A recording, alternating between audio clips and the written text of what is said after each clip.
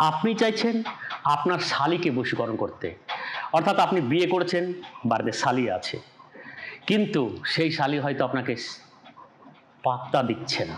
অর্থাৎ আপনি যেমনটা চাইছেন সেইরকমভাবে একটা যেমন দাদার সম্পর্কে বা নিজের গার্জেন হিসাবে যেরকম থাকে সেইভাবেই শালী চলতে চাইছে। কিন্তু আপনি ভিতর থেকে ওনাকে চাইছেন, মনে, মনে ওনাকে পছন্দ করে ফেলেছেন। কিভাবে শালীকে আপনার হাতের মুঠোয় করবেন?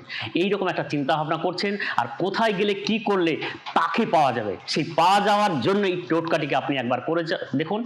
যেসব জামাইবাবুরা শালীকে বশীকরণ করতে চাইছেন তাদের জন্য এক মারাত্মক এবং চমৎকারী টোটকা। কি করবেন? আপনার ব্যবহার করা বস্ত্রের একটু সুতো নেবেন আর নিজের মাথার একটি চুল নেবেন।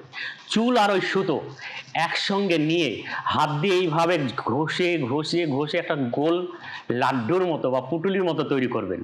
তারপর সেটি শালীর যে কোনো জামা বা কাপড়ের যে সেলাই করা যে ভাঁজ থাকে ওখানটায় সামান্য এক জায়গায় ফুটো করে ওই চুলের টুকরোটিকে ভিতরে ঢুকিয়ে দিন। তারপর দেখুন ফলাফল।